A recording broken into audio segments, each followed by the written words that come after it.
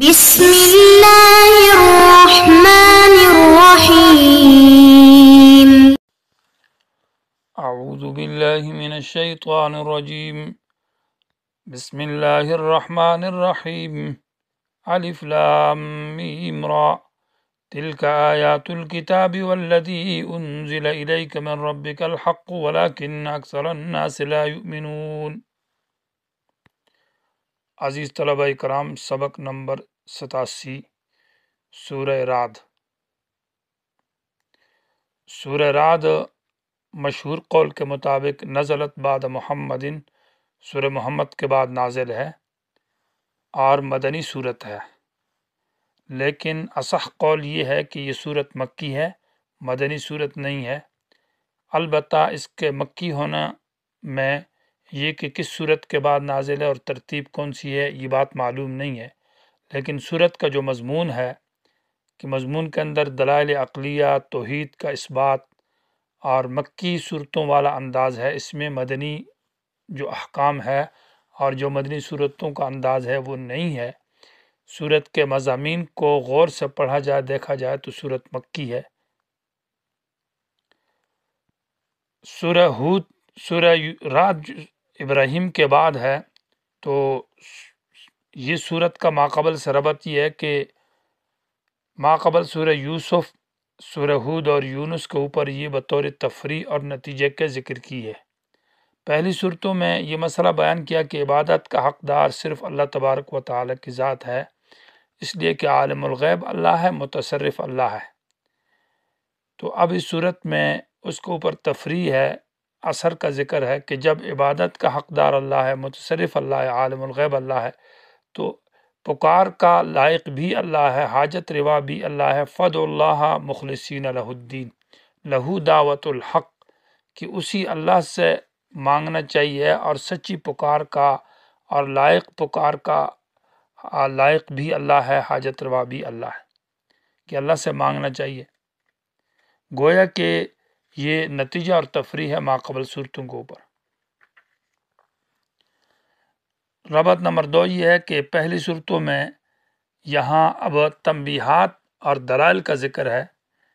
پہلے سورہ یونس اور ہود میں دلائل عقلیہ نقلیہ ذکر تھے، اب یہاں پر مزید تنبیہات ہے اس بات توحید کے اوپر، اور وہ بھی دلائل عقلیہ ہے۔ نمبر 3 یہ ہے کہ اس بات توحید بالامثلہ ہے، اس صورت میں مختلف قسم کی امثلہ کا ذکر ہے توحید کے اس بات کے لیے۔ نمبر 4 یہ ہے کہ اس میں صداقت رسول کا ذکر ہے، لیکن پہلی صورتوں میں صدق رسول تھا کہ یہ آخری نبی سچا نبی ہے، لیکن یہاں انداز یہ ہے کہ بدفع الشبہات، رسالت کے اوپر جو اعتراضات ہیں ان کے جوابات دیے گئے ہیں۔ تو اس لیے سورہ رعد جو ہے گویا کہ وہ ماقبل صورتوں کے اوپر ایک نتیجہ اور ایک تفریح ہے، اس لیے اس کے بعد ذکر ہے۔ اس میں ربط یہ ہے کہ لا تحمل علینا ما حمل علی یوسف و ہود بل وفقنا لنسبحک مثل الرعد و ابراہیم۔ اے اللہ، ہم پر وہ مصیبت اور وہ بوجھ اور تکلیف نہ ڈال جو یوسف اور ہود پر ڈالی گئی ہے، بلکہ ہم کو توفیق دے دے کہ ہم تیری تسبیح بیان کریں جیسے کہ رعد اور ابراہیم نے بیان کی۔ یسبح الرعد بحمدہ اور حضرت ابراہیم علیہ السلام۔ سورت کا دعویٰ ہے، سورت میں رد ہے شرک فی الدعا کے اوپر۔ معنی یہ ہے کہ حاجت روا اور مددگار اللہ تبارک و تعالی کی ذات ہے، اللہ کے سوا کسی اور سے حاجت نہیں مانگنی چاہیے، اور کوئی حاجت روا ہے ہی نہیں ہے۔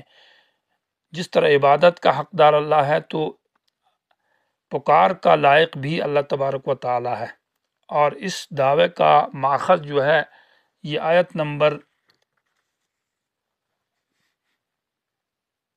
14 ہے، لہو دعوت الحق والذین یدعون من دون لا یستجیبون لهم بشیء الا کباسط کفیہ۔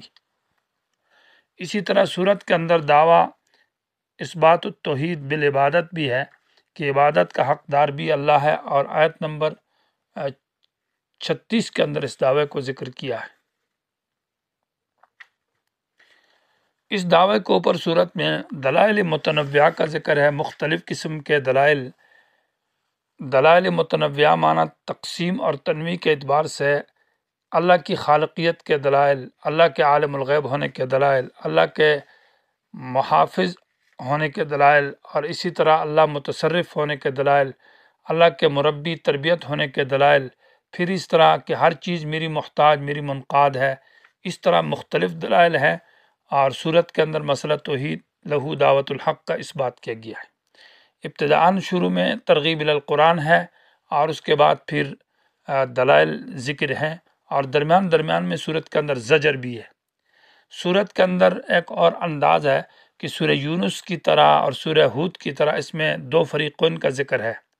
ایک فریق وہ ہے کہ اکثرہم لا یؤمنون، جو نہیں ایمان لانے والے، تو اس کا مقابل جو فریق ہے تو بعضہم یؤمنون، بعض وہ ہے جو ایمان لانے والے ہیں۔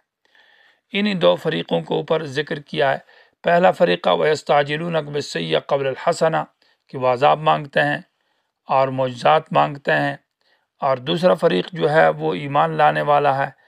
اور پھر اس میں پہلا فریق جو لہو دعوت الحق کے ان کی دعا سچی دعا ہے، وہ اللہ سے مانگتے ہیں مومنین، اور اس کے مقابل جو دوسرے ہیں والذین یدعون من دون لا یستجیبون لهم بشیء، یعنی وما دعاء الکافرین الا فی ضلال، کہ کافروں کی دعا وہ برباد اور تباہی میں ہے۔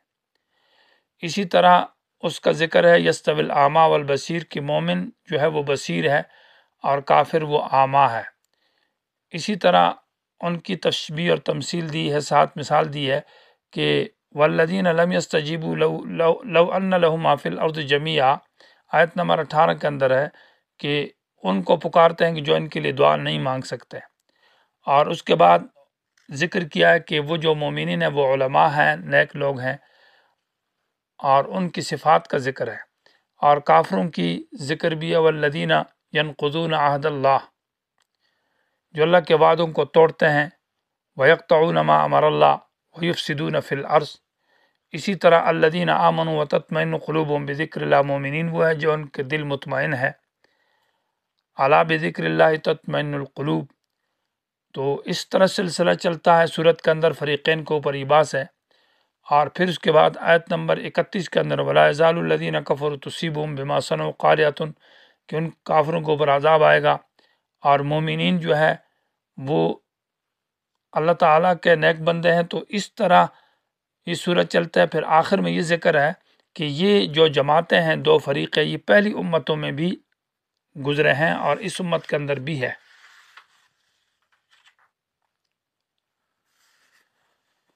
الف لام میم را، یہ حروف مقطعات میں سے ہے۔ اشارات میں اس کا معنی یہ ہے کہ ان اللہ عالم و ارا، یہاں میم کی اضافہ ہے، تو الف سے مراد اللہ، ان اللہ میں اللہ ہوں، یعنی عالم میں جانتا ہوں، و ارا اور میں سب کچھ دیکھ رہا ہوں۔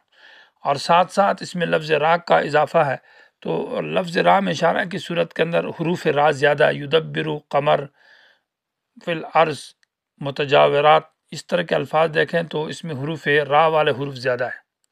تلک آیات الکتاب، یہ کتاب کی آیتیں ہیں جو آپ کے سامنے بیان کی جا رہی ہے، جن کو آپ سن رہے ہیں۔ الکتاب مانا جس طرح پہلی کتابیں تھیں تو یہ بھی کتاب ہے۔ اس آیت کے اندر ترغیب الی القرآن ہے، گویا کہ صدق قرآن کا ذکر ہے۔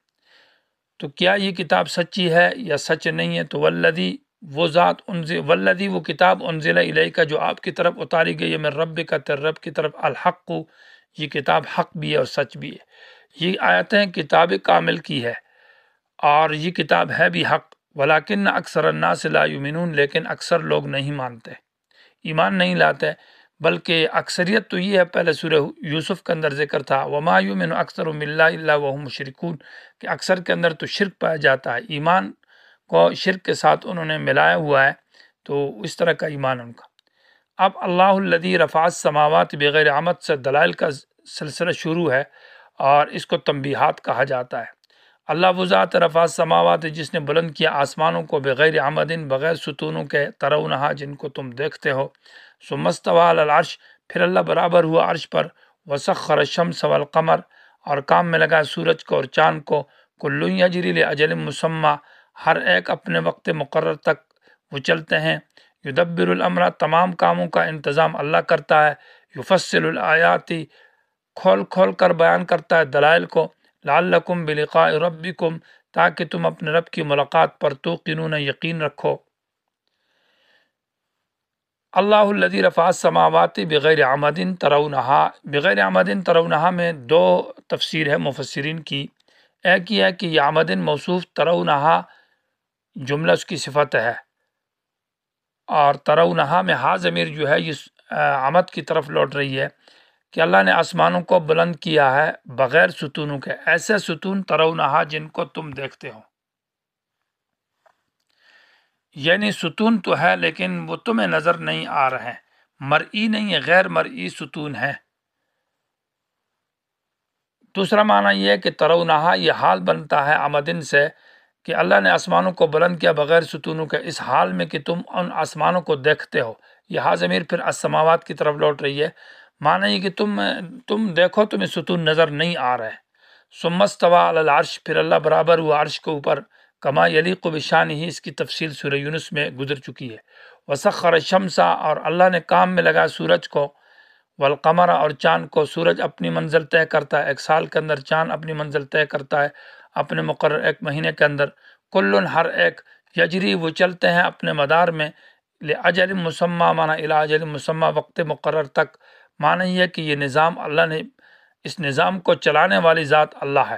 یدبر الامر، یہ اللہ نے آسمانوں کو بلندی بخشی، اللہ عرش پر قائم ہے، سورج چاند کو کام میں لگایا۔